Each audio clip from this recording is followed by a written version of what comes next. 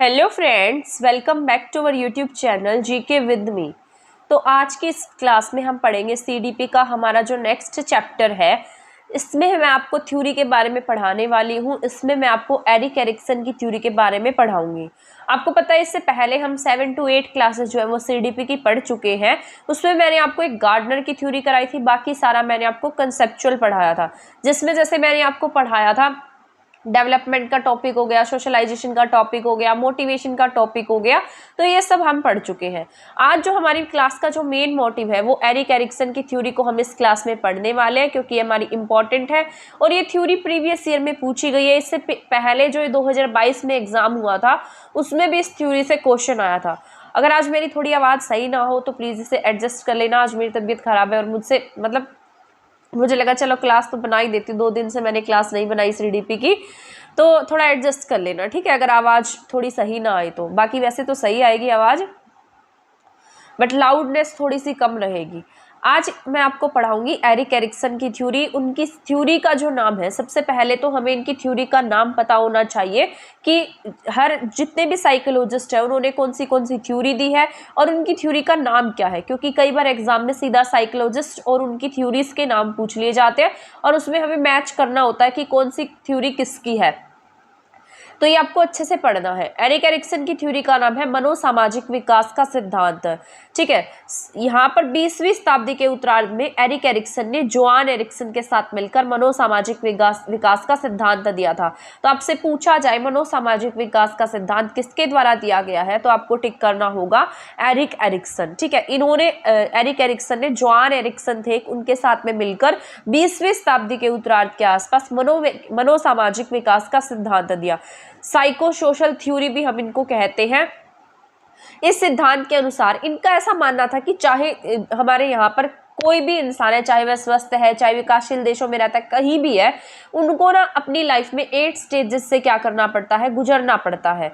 तो यहाँ पर इनके द्वारा ये बात कही गई, चाहे कैसा भी इंसान हो उसकी लाइफ में ये 8 स्टेजेस होंगी ही होंगी। इस सिद्धांत के अनुसार सभी स्वस्थ विकासशील व्यक्तियों को बचपन से लेकर वृद्धावस्था तक पहुंचने तक 8 चरणों से होकर गुजरना पड़ता है। मतलब आपकी लाइफ जो है, आप जब पैदा होते हैं तब से लेकर और जब तक कि आप वृद्धावस्था के स्टेज में नहीं जाते हैं, तब तक आपकी लाइफ जो है इन 8 स्टेजेस के बीच में ही घूमती रहती है। अब ये नहीं है कि इन स्टेजेस में सिर्फ आपको पॉजिटिव चेंज ही देखने को मिलेंगे। इन 8 स्टेजेस में अगर आपको मान लो सही से आपका विकास नहीं होता है तो आप क्या हो जाते हैं, उसमें आपकी जो पर्सनैलिटी है वो नेगेटिव हो जाती है। तो यही एरिक एरिक्सन ने अपनी थ्योरी में बताया है। एरिक एरिक्सन ने 1950 के आसपास एक बुक लिखी थी जिसका नाम था चाइल्डहुड एंड सोसाइटी, ठीक है। तो आपसे इनकी बुक भी पूछी जा सकती है कि इनकी बुक का नाम क्या था, कौन सी बुक में इन्होंने अपनी ये वाली जो थ्योरी है वो दी थी। तो एरिक एरिक्सन ने 1950 के दशक के आसपास एक थ्योरी थी जिसका नाम था चाइल्डहुड एंड सोसाइटी, ठीक है। चाइल्डहुड एंड सोसाइटी नाम से एक बुक आई थी इनकी। उसमें इन्होंने अपना जो ये सिद्धांत है मनोसामाजिक सिद्धांत, इसका वर्णन किया था। एरिक एरिक्सन मूल रूप से पहले फ्रॉइड के सिद्धांतों से प्रभावित थे। फ्रॉइड ने जो है वो अलग थ्योरी दी है, मनोलैंगिक थ्योरी है इनकी, साइकोसेक्सुअल थ्योरी है, और इनकी थ्योरी का नाम साइको सोशल थ्योरी है।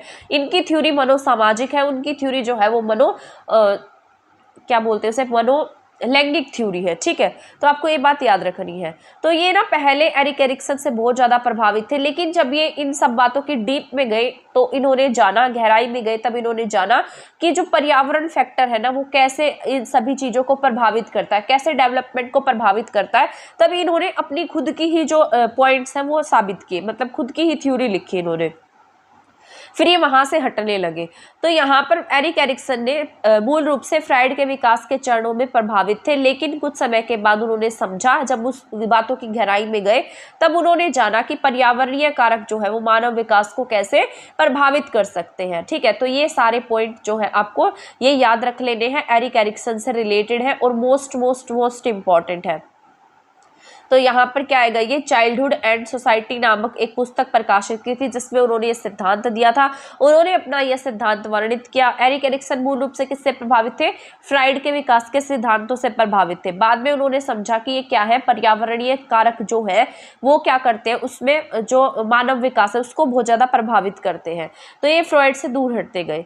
एरिक्सन के मनोसामाजिक विकास के सिद्धांत के अनुसार पूरा जीवन विकास के कितने स्टेजेस से होकर जाता है, 8 स्टेजेस से होकर ओर जाता है और प्रत्येक स्टेजेस में एक विशिष्ट विकासात्मक मानक होता है। मैंने अभी आपको बताया था हर स्टेज में क्या होगा, मतलब हर स्टेज में उसमें कुछ ना कुछ डेवलप होगा, या तो कुछ अच्छी चीज हो सकती है, अगर उसका विकास अच्छा हुआ है तो वो अच्छी चीजों की तरफ जाएगा, अगर मान लो उसमें कोई कमी रह गई है तो क्या हो जाएगा, नेगेटिव थिंग्स की तरफ बढ़ जाएगा। जिसे पूरा करने में आने वाली समस्याओं का क्या होता है, समाधान होता है। इन्होंने कहा है कि जो समस्याएं हैं, जो प्रॉब्लम्स है, वो हमारे लिए क्या नहीं होती, संकट नहीं होती है, वो हमें कहीं ना कहीं मजबूत बनाने के लिए आती है। कहीं ना कहीं हमारे प्रॉब्लम्स को, जैसे प्रॉब्लम्स आएंगी तो उससे हम कुछ सीखेंगे। तो एरिक्सन के अनुसार समस्या कोई संकट नहीं है बल्कि संवेदनशीलता और सामर्थ्य को बढ़ाने वाला एक महत्वपूर्ण बिंदु है। यानी कि प्रॉब्लम्स आती है तो इंसान क्या हो जाता है, उसकी जो संवेदनशीलता है, जो उसका पावर है, वो क्या हो जाती है, बढ़ जाती है। या आप रियल लाइफ में भी लगा सकते हैं, जब प्रॉब्लम्स आती है तब तो हमें ऐसा लगता है कि हमारी लाइफ में क्यों प्रॉब्लम्स है, लेकिन जब हम उस प्रॉब्लम से ओवरकम कर जाते हैं तब हम सीख जाते हैं कि उन प्रॉब्लम्स के साथ में हमें कैसे हैंडल करना है। तो वही बातें एरिक्सन ने भी कही है कि जो प्रॉब्लम्स है वो हमारे लिए कोई भी समस्या नहीं है, ये हमारे अंदर जो संवेदनशीलता है, जो हमारी पावर है, उसको बढ़ाने का एक इम्पोर्टेंट पॉइंट है। तो ये आपको एरिक्सन के कुछ महत्वपूर्ण बिंदु है जो याद रखने हैं। एरिक्सन क्या थे, जर्मन साइकोलॉजिस्ट थे। इन्हें आइडेंटिटी क्राइसिस के लिए भी जाना जाता है। तो आपसे पूछा जाए कौन से साइकोलॉजिस्ट ऐसे हैं जिन्हें आइडेंटिटी क्राइसिस के लिए जाना जाता है, तो आप क्या टिक करेंगे, एरिक्सन को आइडेंटिटी क्राइसिस के लिए जाना जाता है। अब मैंने आपको बताया था कि एरिक्सन ने टोटल 8 स्टेजेस दी हैं, ठीक है। तो इन्हें आइडेंटिटी क्राइसिस के लिए जाना जाता है। इनकी ना 8 स्टेजेस है, उसकी ट्रिक्स है, आपको ये ट्रिक याद रखनी है, ऐसे आप इसको याद रख पाएंगे। एग्जाम में ना आपसे ये ऐसा पूछ लिया जाएगा कि बताइए एरिक्सन की इसमें से स्टेज कौन सी नहीं है, या फिर आपको सीरीज में लगाना भी दे देगा, लेकिन अगर मान लो आपने अच्छे से नहीं पढ़ा होगा तो आप इसे टिक नहीं कर पाएंगे। तो मैं आपको ये ट्रिक बता रही हूँ, इससे आप याद रखेंगे तो आपको हमेशा याद रहेगा, ठीक है। यहाँ पर इसकी ट्रिक है ताई क्यूब IgE, ताई क्यूब IgE, ताई का क्यूब क्या बन गया, IgE बन गया, ताई cube IgE, TAI triple cube और फिर क्या है, IgE है, ठीक है। तो ताई क्यूब से याद रखना, फिर IgE लगा देना। इस स्टेजेस में 2 पहलू है, एक पॉजिटिव है और क्या होगा, एक नेगेटिव होगा। यहाँ पर TAI 3 बार आएगा, फिर I आएगा, फिर Z, फिर E। तो आपको ये याद रखना है, ताई क्यूब IgE, ठीक है, चाहे इसको लिख भी लो। तो यहाँ पर ताई क्यूब IgE है। हर स्टेजेस में 2 पहलू होते हैं, एक पॉजिटिव होता है और एक नेगेटिव होता है। यहाँ पर इसके जो एग्जाम्पल है, जैसे यहाँ पर पहली स्टेज जो है, ये जैसे मैंने लिखी है ना, ये जो स्टेजेस लिखे हैं ये सीरीज में आएंगे और ऐसे ही आपसे पूछी जाती है। ये नहीं है कि आप पहले ये लिख देंगे बाद में कोई और लिख देंगे, आपका मन करेगा आप आगे पीछे करके कैसे भी लिख देंगे, ऐसा नहीं करना है। जो स्टेजेस इन्होंने सीरीज में दी है वैसे ही आपको ये लिखनी है। तो यहाँ पर हम पहली स्टेज की बात कर लेते हैं। एरिक्सन ने पहली जो स्टेज दी थी उसका नाम था ट्रस्ट वर्सेस मिसट्रस्ट, ठीक है। ये मोस्ट इंपॉर्टेंट स्टेजेस है, इसमें कुछ भी पूछ सकता है आपसे। जैसे पहली स्टेज है, इसमें पूछ लेगा कि पहले वाली स्टेज में अगर मान लो ये पूरा नहीं होता है तो क्या डेवलप होगा। तो यहाँ पर ये इसका क्या है, पहला चरण है। तो यहाँ पर जो है ना, जैसे मान लो अगर मान लो इनके अंदर कुछ पॉजिटिव थिंग्स आ जाती है तो इनमें ट्रस्ट डेवलप हो जाएगा। अगर मान लो इनको प्यार वगैरह नहीं मिलता तो ये मिसट्रस्ट की तरफ चले जाएंगे। ये एरिक्सन का फर्स्ट चरण है। एरिक्सन की जो थ्योरी है उसका पहला स्टेज है। इसे विश्वास बनाम अविश्वास के नाम से हम इसे जानते हैं, जिसका जीवन के पहले चरण में अनुभव किया जाता है। यानी कि ये जो है, ये स्टेज जो है वो लाइफ के पहले फेज में अनुभव की जाती है। इसमें बच्चों को अपने माता पिता से क्या मिलता है, स्नेह मिलता है, प्रेम मिलता है। तो एक इसकी तरफ जाते हैं, ट्रस्ट की तरफ जाने लगते हैं। इसका क्या आएगा, जिसमें मतलब मान लो जैसे छोटा बच्चा है, आपने देखा होगा कि बहुत सारे पेरेंट्स ऐसे होते हैं, मतलब बहुत सारे बच्चे ऐसे होते हैं जो बचपन से ही जॉइंट फैमिली में रहते हैं, और आपने देखा होगा उन बच्चों का नेचर भी बहुत अच्छा हो जाता है, मतलब हैप्पीली चाइल्ड होते हैं वो, ठीक है। बहुत जल्दी, जैसे कई बच्चे देखे होंगे आपने, बहुत चिड़चिड़े से होते हैं, किसी के पास जाते नहीं है। तो एक ऐसे टाइप के बच्चे होते हैं और एक ऐसे बच्चे होते हैं जो घुल मिल जाते हैं जल्दी जाकर, और जो मतलब जॉइंट फैमिली में रहते हैं, तो बड़े होकर उनका जो नेचर है वो एकदम हैप्पीली बन जाता है। क्योंकि वहां पर उन्हें क्या मिला है, पूरा केयर मिली है, प्यार मिला है, ठीक है। तो ये सारी चीजें जो है वो बचपन में बहुत ज्यादा जरूरी होती है, जो बाद में आगे जाकर हमारी लाइफ को इफेक्ट कर सकती है। उसी प्रकार जो दूसरी तरफ बच्चे हैं, मान लो उनके पेरेंट्स क्या है, जॉब पर जाते हैं और उनके जो मतलब वो फैमिली में नहीं रहते हैं, बाहर रहते हैं, और वो बच्चे कहाँ रहेंगे, मान लो वो बच्चे कहाँ रहते हैं, क्रैच वगैरह में छोड़ दिए जाते हैं, तो वहां पर उनका पालन पोषण होता है, वहां माँ बाप वाला जो प्यार है वो उन्हें नहीं मिल पाता। तो बच्चों में बड़े होकर क्या आ जाती है, एक चिड़चिड़ापन सा आ जाता है, तो वहां पर बच्चों में एक मिसट्रस्ट डेवलप हो जाएगा।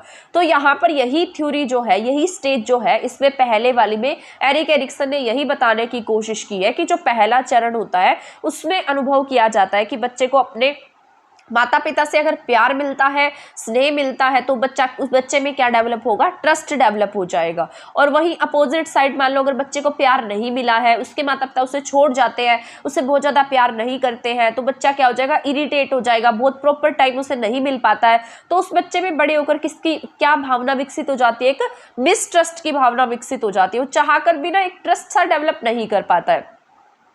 तो यही इसके पहली स्टेज में बताया गया है। विश्वास के अनुभव के लिए शारीरिक आराम, काम से कम डर, भविष्य के प्रति कम चिंता जैसे स्थितियों की आवश्यकता होती है। यानी कि मान लो अगर हमें किसी में ट्रस्ट को डेवलप करना है, उसके लिए उसमें क्या होना चाहिए, एक तो फिजिकल उसको आराम मिलना चाहिए, काम से ज़्यादा उसको डर नहीं होना चाहिए, उसे भविष्य के प्रति ज़्यादा चिंता नहीं होनी चाहिए। ऐसे स्थितियों में बच्चा क्या होगा, उसके अंदर विश्वास का डेवलप होगा।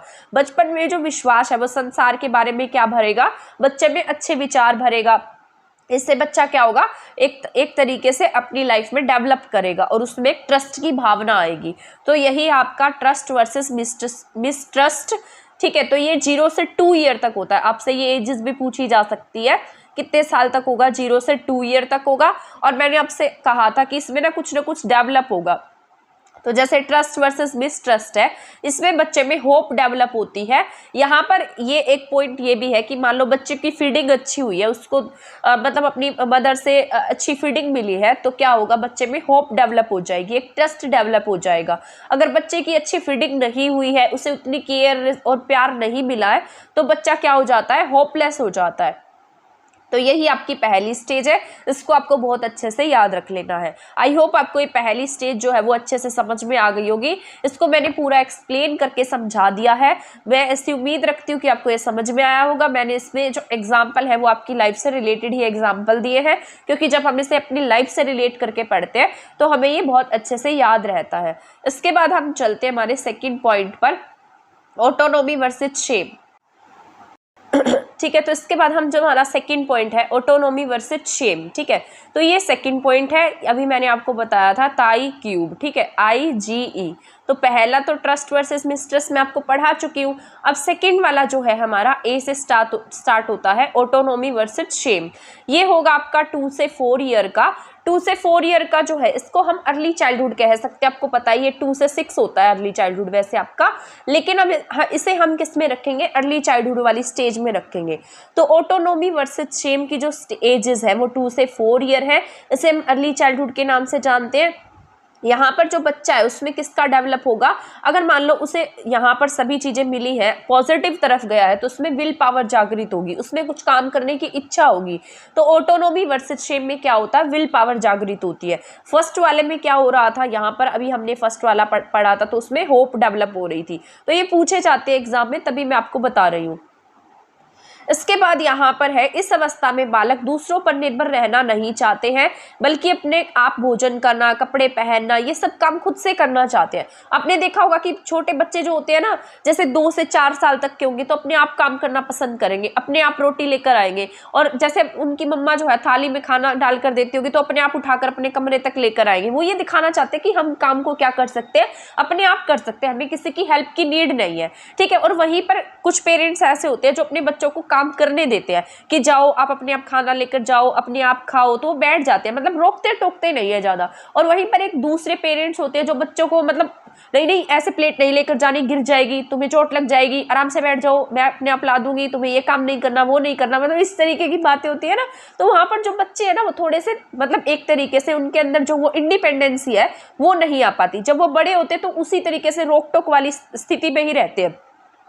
और वहीं पर जो दूसरे बच्चे होते हैं जिन्हें हर काम करने दिया जाता है, तो वो बड़े होकर कैसे हो जाते हैं, उनमें स्वायत्तता आ जाती है कुछ काम करने की। तो यहीं पर यही पॉइंट मैंने लिखा है। आई होप ये समझ में आ गया होगा आपको। इस अवस्था में बालक क्या करते हैं, दूसरों पर निर्भर नहीं रहना चाहते, बल्कि अपने आप भोजन करना, कपड़े पहनना, अपना काम खुद से करना, ये सब करना पसंद करते हैं। दूसरी तरफ बहुत सख्त माता पिता होते हैं जो बच्चों को साधारण काम करने पर भी क्या करने लगते हैं, डांटते हैं।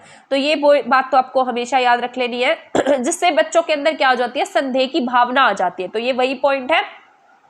ये एक तरफ वो जो पेरेंट्स होते हैं जो अपने बच्चों को काम करने देते हैं, दूसरी तरफ वही पेरेंट्स होते हैं जो अपने बच्चों को काम नहीं करने देते। अगर यहाँ पर काम करने दिया गया है तो बच्चे के अंदर क्या पैदा हो जाएगी, यहाँ पर एक विल पावर पैदा होगी बड़े होकर, जिससे कि बच्चा क्या सोचेगा कि मैं अपना काम जो वो स्वयं से कर सकता हूँ। वहीं पर इस बच्चे के अंदर विल पावर नहीं आएगी, कहीं ना कहीं पीछे हट जाएगा, ये नेगेटिव पॉइंट्स की तरफ चला जाएगा। ये उस बच्चे के अंदर शेम डेवलप हो जाएगी, बच्चा क्या सोचेगा, हर काम को करने से शर्माने लगेगा। तो ये ऑटोनॉमी वर्सेस शेम की स्टेज है। आई होप आपको ये समझ में आई होगी।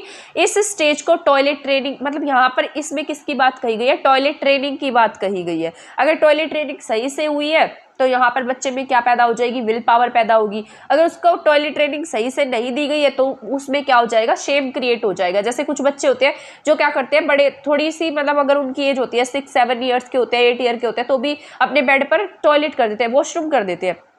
ठीक है, तो इससे बच्चे के अंदर मान लो क्या होगा, बड़े होकर क्या हो जाती है, उसमें ये शेम सी बनने लगती है, मतलब उसके अंदर एक तरीके से शेम डेवलप होने लगती है, वहां पर विल पावर नहीं आती है। अगर उसको टॉयलेट ट्रेनिंग सही से दी गई है, अगर मान लो बेड पर ऐसे वॉशरूम नहीं करता है, तो उसके अंदर एक विल पावर जागृत होगी, उसके अंदर शेम डेवलप नहीं होगी। तो यही थी ऑटोनॉमी वर्सेस शेम की स्टेज है, ये आपको याद रखनी है, मोस्ट इंपॉर्टेंट है जो मैं आपको करा रही हूँ। सारा ही आपके एग्जाम के पॉइंट ऑफ व्यू से इक्वली ही इंपॉर्टेंट है। ठीक है, जितनी भी बातें मैं आपको बता रही हूँ आपको उसमें से एक भी बात मिस नहीं करनी है, क्योंकि ये एग्जाम में पूछी गई है। अब यहाँ पर है third point, initiative versus guilt, पहल बनाम अपराध बोध। हिंदी में पूछा जाए तो पहल बनाम अपराध बोध, आप इसको इंग्लिश में याद रखना, क्योंकि इंग्लिश में ये एज कम्पेयर टू हिंदी के वर्ड से इजी है। तो ये 4 to 5 ईयर्स हम इसे कह सकते हैं, ये प्री स्कूल एज है, इसे हम प्ले एज के नाम से, एक्सप्लोर एज के नाम से भी जानते हैं। ये एरिक एरिक्सन की थर्ड स्टेज है, ताई, मतलब ये आई क्यूब वाला फर्स्ट आई आ गया है इसमें। यहाँ पर बच्चे में क्या डेवलप होगा, पर्पस डेवलप होगा। पहले वाले में होप डेवलप थी, दूसरे में विल पावर थी, तीसरे में क्या डेवलप हो रहा है, पर्पस डेवलप हो रहा है। ये ऐसी स्टेज है इनिशिएटिव, यानी कि यहाँ पर बच्चा जो है पहल करने लगेगा। यहाँ बच्चा अपने आप को एक्टिविटीज में इन्वॉल्व करने लगेगा, अपने आप खेलने लगेगा, अपने ग्रुपिज्म बनाएगा, अपने ग्रुप्स बनाएगा, वहां पर बच्चों के साथ में खेलेगा, गेम्स खेलेगा। तो यहाँ पर बच्चे में क्या डेवलप हो जाएगा, एक पर्पस डेवलप हो जाएगा। अगर हम उसे सही से खेलने देते हैं, रोकते टोकते नहीं है, घर पर नहीं बैठा कर रखते हैं, तो बच्चे के अंदर क्या डेवलप हो रहा है, यहाँ पर पर्पस डेवलप हो रहा है। अगर मान लो जैसे कई पेरेंट्स होते हैं बच्चों को बाहर नहीं जाने देते खेलने के लिए, आराम से घर पर लाकर फोन के आगे बैठा देते हैं कि लो ये फोन ले लो, इसी में गेम खेलते रहो। तभी तो आजकल के बच्चों में और पहले के बच्चों में डिफरेंस आता जा रहा है। पहले बच्चे जो थे ना वो बाहर जाकर खेलना पसंद करते थे, बाहर खेलते थे। आज बच्चे क्या है, फोन लेकर बैठ जाते हैं, वहीं पर गेम खेलते हैं, वहीं पर कार्टून्स देखते हैं। बाहरी जो गेम्स है ना वो खत्म हो गए हैं। इसकी वजह से जो बच्चे का पर्पस है ना वो कहीं ना कहीं खत्म होता जा रहा है। बच्चे जो है वो गिल्ट की तरफ जाते जा रहे हैं। तो बड़े होकर बच्चे कैसे बन जाएंगे, ये वाले किसी से बोलना पसंद नहीं करेंगे। तो यहाँ पर यही बात कही गई है इस स्टेज में। अगर मान लो बच्चों को हम सही से गेम खेलने देते हैं, एनिमल्स के साथ में खेलने देते हैं, उनको सही खेलने का तरीका दिया जाता है, एनवायरनमेंट सही दिया जाता है, तो बच्चे में एक पर्पस डेवलप हो जाएगा। अदरवाइज बच्चे में गिल्ट की भावना आ जाएगी। ठीक है, नहीं तो बच्चे में क्या आ जाता है, एक गिल्ट आ जाता है मन में कि क्या है इसमें एक मतलब कुछ ना कुछ कमी रह गई है, उसके मन में वो कहीं ना कहीं बात रहती जाती है। तो ये थर्ड स्टेज जो थी ना, इसमें बच्चे में पर्पस डेवलप हो रहा था, इसका नाम था इनिशिएटिव वर्सेस गिल्ट स्टेज। ये गेम्स वाली स्टेज है। ठीक है, ये याद रखना है। इसको हम कई बार pre school age, play age and exploring age के नाम से भी जानते हैं। इसके बाद हम चलते हैं हमारे नेक्स्ट पॉइंट पर, ये भी आपका इक्वली इंपॉर्टेंट है। आई क्यूब का सेकंड वाला आई है ये, इंडस्ट्रीज वर्सेस इंफीरियरिटी, परिश्रम बनाम हीन भावता। ठीक है, बच्चों में कई बार हीन भावता भी आ जाती है, कॉम्पिटेंसी वाली स्टेज है। यहाँ पर अगर मान लो बच्चा सही से मेहनत करता है, इसको सही मतलब एक तरीके से सही हर चीज की गाइडेंस मिल जाती है, तो यहाँ पर बच्चे में कॉम्पिटेंस की भावना का विकास हो जाता है। ये 5 से 12 साल तक की एज है, इसे हम स्कूल एज के नाम से भी जानते हैं। ठीक है, इस एज में बच्चा सभी एक्टिविटी खुद से करने लगता है। इस चरण में बच्चा जो है वो सीखने के प्रति क्या हो जाता है, जिज्ञासु होता है। उसे हर काम सीखना अच्छा लगने लगता है। अगर मान लो वो अपना काम सही से कर रहा है, अच्छा रिजल्ट ला रहा है और सभी मार्क्स उसे अच्छे से मिल रहे हैं, तो यहाँ पर बच्चे में कॉम्पिटेंस की भावना आती है। मान लो उसने कुछ काम किया तो हमने उसको वेरी गुड बोला, वहां से बच्चा क्या होगा, आगे की तरफ बढ़ेगा, उसमें कॉम्पिटेंस की भावना आएगी, अपने ग्रुप के बच्चों के साथ में कॉम्पिटिशन करने की सोचेगा, मतलब एक तरीके से हमेशा आगे बढ़ता जाएगा। वहीं पर एक और स्टेज है, इसी का एक और पॉइंट है, अगर ये सारी बातें नहीं होती है, उसे अच्छी गाइडेंस नहीं मिलती है, अच्छे से नहीं पढ़कर जाता है, मान लो उसके पेरेंट्स अच्छे पढ़े लिखे नहीं है, वो घर पर नहीं पढ़ता है, स्कूल में जाकर भी उसे डांट पड़ती है, मार पड़ती है, तो बच्चे में एक हीन भावना आ जाएगी। बच्चा सोचेगा कि मैं तो ना इन सबसे इन्फीरियर हूँ, मैं कुछ भी नहीं कर सकता। तो यहाँ पर इस स्टेज में बच्चा क्या अपने आप को क्या समझने लगता है, असमर्थ समझने लगता है। अब आपने यहाँ पर देखा होगा, जैसे बहुत सारे ऐसे स्टूडेंट्स होते हैं जो एग्जाम दे रहे होते हैं, लेकिन फिर भी ना उसको क्वालिफाई नहीं कर पाते हैं। तो वहां पर उनको या तो ऐसा हो सकता है अच्छी गाइडेंस ना मिली हो, तो उनके अंदर भी क्या हो जाती है, एक हीन भावना आ जाती है, एक ऐसी फीलिंग आ जाती है कि वो कुछ भी काम करने में क्या नहीं है, समर्थ नहीं है, यानी कि वो दूसरों से क्या है, कम है। तो ये आप अपने आप से भी रिलेट करके पढ़ सकते हैं। तो आपके अंदर क्या नहीं होगी, कॉन्फिडेंस की भावना नहीं आएगी। अगर मान लो आपका कोई एक एग्जाम भी पास हो जाता है, तब भी आपके अंदर एक कॉन्फिडेंस आ जाता है, कॉन्फिडेंस की भावना आ जाती है। आप ऐसा सोचते हैं कि हाँ मैं ये काम तो आसानी से कर सकता हूँ। तो यही बच्चों के साथ में भी होता है, यहाँ पर बच्चों में कॉन्फिडेंस की भावना का विकास होता है। इस एक्टिविटी में बच्चे क्या करने लगेंगे, खुद से एक्टिविटी करने लगेंगे, अपने आप सीखने लगेंगे, लर्निंग करने लगेंगे, और जब उसका रिजल्ट मिलेगा तो कॉन्फिडेंस की भावना आएगी। अदरवाइज बच्चा क्या समझेगा, अपने आप बच्चे में क्या आ जाएगी, हीन भावना आ जाएगी, इंफीरियरिटी आ जाएगी, खुद को दूसरों से कम समझने लगेगा। इसके बाद ये थर्ड वाला आई है। वैसे तो आपके इसमें ये थर्ड यहाँ तक के ही इम्पोर्टेंट है, क्योंकि यही आपके 13 to 19 तक स्कूल की एज के होते हैं, ये आपको यहीं तक के बच्चों को पढ़ाना होता है। उसके बाद आ जाता है IGE, उसके बाद तो ये आगे की स्टेजेस आ जाती है, ये आपकी चाइल्ड साइकोलॉजी पे नहीं होती है, लेकिन फिर भी मैं इसको पढ़ा दूंगी, क्या पता इसमें से पूछ लिया जाए, ये यहाँ तक की ज़्यादा इंपॉर्टेंट होती है। तो इसका नाम है आइडेंटिटी वर्सेस रोल कंफ्यूजन। इसका नाम है पहचान बनाम पहचान भ्रांति। यहाँ पर बच्चे में फिडिलिटी का विकास होगा। ये मोस्ट इंपॉर्टेंट है, ये वाली स्टेज जो है ना बहुत ज्यादा जरूरी है। ये एडल्ट, जब बच्चा यहाँ पर किशोरावस्था की तरफ जाने लगता है, अडल्टहुड की तरफ जाने लगता है, तो यहाँ पर क्या होता है, बच्चे में एक निष्ठा आ जाती है, विकास होता है, निष्ठा, ट्रस्ट डेवलप होता है, मतलब फेथ डेवलप होता है, ट्रस्ट तो हम नहीं कहेंगे, फिडिलिटी आ जाती है, फेथ आ जाता है, निष्ठा आ जाती है कुछ भी काम करने की। तो ये इसका 5वां चरण है। इसमें बच्चे को आइडेंटिटी से रिलेटेड क्वेश्चंस का सामना करना पड़ता है। आपने भी देखा होगा, जब आप किशोरावस्था में होंगे तो आपके माइंड में पता नहीं क्या क्या बातें चलती होंगी। आप ऐसा सोचते होंगे, आप फ्रेंड सर्कल में रहना ज्यादा पसंद करते होंगे, आपको ना फैमिली मेंबर से जो ना एकदम कटाव होने लग जाता होगा। आप सोचते होंगे कि ये तो मेरे बारे में गलत कहते हैं, मतलब ऐसा सभी के साथ होता है। ये सभी स्टेजेस है, इनसे सभी को गुजरना पड़ता है। तो आइडेंटिटी वर्सेस रोल कंफ्यूजन में यहाँ पर फिडिलिटी का विकास होता है। 5वां चरण है ये। इसमें आइडेंटिटी से रिलेटेड प्रश्नों का बच्चे को सामना करना पड़ेगा। यहाँ बच्चे के मन में ऐसा ख्याल आने लगते हैं, अपने आप से बातें करेगा, अपनी आइडेंटिटी को लेकर हमेशा कंफ्यूजन में रहेगा। किशोरावस्था के वर्षों में अनेक प्रकार की स्थितियों का क्या करना पड़ता है, सामना करना पड़ता है। यहाँ बच्चे के अंदर जैसे हार्मोनिकल चेंजेस भी होते हैं, बच्चा अपने मतलब रिलेशनशिप्स के बारे में सोचने लगता है, अपना जो करियर है उसके बारे में सोचने लगता है। तो यहाँ पर व्यवसायिक और रोमांटिक जैसी फीलिंग्स जो है वो बच्चे के अंदर आने लगती है। अगर बच्चे को यहाँ पर सकारात्मक वे मिल जाता है, अगर पॉजिटिव वे मिल जाता है, अच्छी गाइडेंस मिल जाती है, तो यहाँ पर बच्चे के अंदर क्या आ जाता है, मतलब उसमें आइडेंटिटी क्राइसिस नहीं आएगा। उसे पता लग जाएगा कि वो यहाँ पर क्यों आया है, मतलब उसके क्या मोटिव्स हैं, उसे आगे क्या करना है लाइफ में, उसे कहाँ पर जाना है, मतलब उसे कौन से कोर्स लेने हैं। इस तरीके की जो प्रॉब्लम्स है उसे फेस नहीं करनी पड़ेगी। इसमें आइडेंटिटी क्राइसिस जो है वो मतलब एक पॉजिटिव वे की तरफ चला जाएगा। यहाँ who am I, self identity का क्राइसिस कंसेप्ट आ जाता है। अगर बच्चे को सही से गाइडेंस नहीं मिलती है, सही से इसका जो मतलब विकास नहीं होता है, तो यहाँ पर बच्चे में क्या आ जाएगा, हु एम आई मतलब जो सेल्फ आइडेंटिटी का क्राइसिस है उसका कंसेप्ट आ जाएगा। इसी कंसेप्ट की वजह से एरिक एरिक्सन को आइडेंटिटी क्राइसिस के नाम से भी जाना जाता है। मतलब इन्होंने जो आइडेंटिटी क्राइसिस की थ्योरी दी है, इस वजह से भी एरिक एरिक्सन को जाना जाता है। अब हम पढ़ते हैं 6 स्टेज। मैंने आपको बताया है ताई क्यूब तक हम पढ़ चुके हैं। अब हम पढ़ेंगे IGE, ठीक है। तो ये ताई क्यूब हमारा पूरा हो गया है। अब हम IGE की तरफ बढ़ रहे हैं। तो ताई क्यूब तक तो आपका इंपॉर्टेंट है। इसके बाद में IGE जो है वो बस आपको ऐसे रीड करना है एक बार, ठीक है, तो यहाँ पर अब हम पढ़ते हैं 6th stage, intimacy versus isolation. ये अडल्ट एज होती है, इसको 21 से 39 की एज में रखा गया है। ये अडल्टहुड के आरंभिक वर्षों में होती है। अब यहाँ पर तो स्कूलिंग होती है बच्चे की वो खत्म हो जाती है, अब ये स्टार्ट हो जाता है यहाँ पर अडल्ट एज से। ठीक है, ये अडल्टहुड के आरंभिक वर्षों में ऐसी स्थिति होती है, यहाँ पर रिलेशनशिप्स, लव, इंटीमेसी ऐसी भावनाओं का विकास होता है। मान लो अगर किसी के साथ में अच्छा रिलेशन है तो वहाँ पर लव डेवलप होगा, वहाँ पर इंटीमेसी डेवलप होगी। ठीक है, लेकिन अगर वहाँ पर किसी का अब एक दूसरे से रिलेशन अच्छा नहीं है तो वहाँ पर वो आइसोलेशन होगा, मतलब उनका अलगाव हो जाएगा। आपने देखा होगा डाइवोर्स वगैरह होते हैं लोगों के, तो यहाँ पर जब इन चीज़ों में कॉन्फ्लिक्ट होने लगता है तो यहाँ पर आइसोलेशन हो जाता है, अलगाव हो जाता है। तो ये 21 से लेकर 39 की एज में होता है। इसके बाद है जेनरेटिविटी वर्सेस स्टैगेशन, उत्पादकता बनाम स्थिरता। ये मिडिल अडल्टहुड के नाम से जानी जाती है।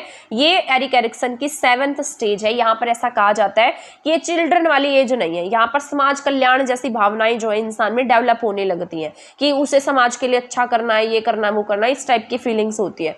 इसके बाद है संपूर्णता बनाम निराशा, विजडम।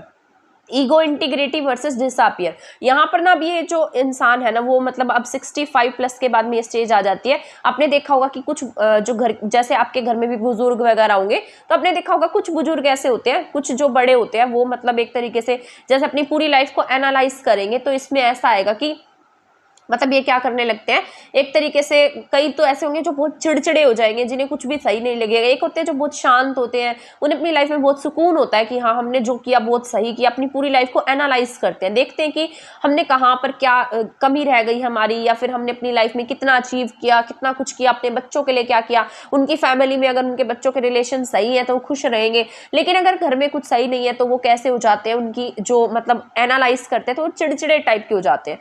तो यहाँ पर यही है ईगो इंटीग्रिटी वर्सेस डिसअपियर। 65 के बाद में अपनी पूरी लाइफ को जो एनालाइज करते हैं वो ये 8th स्टेज में आता है, जिसे हम किसके नाम से जानते हैं, ईगो इंटीग्रिटी वर्सेस डिसअपियर।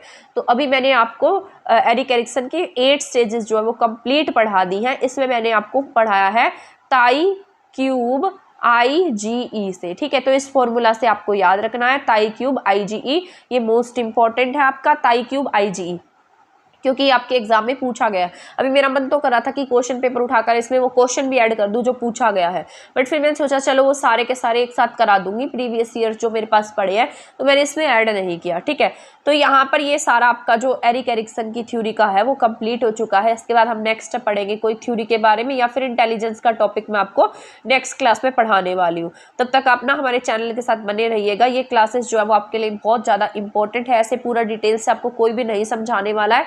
तो ये इसका पूरा का पूरा फायदा उठाएं और पूरी जितनी क्लासेस मैं बनाती हूँ उसको शेयर भी करें। तो ये आपके लिए इक्वली इंपॉर्टेंट क्लास है, बहुत ज़्यादा ज़रूरी है, आप इसे शेयर कर दीजिएगा। अगर आपने हमारा चैनल सब्सक्राइब नहीं किया तो आप इसे सब्सक्राइब भी कर सकते हैं। अब हम मिलेंगे हमारी नेक्स्ट वीडियो में नेक्स्ट टॉपिक के साथ, तब तक आप हमारे चैनल के साथ बने रह सकते हैं। तब तक के लिए थैंक यू, धन्यवाद।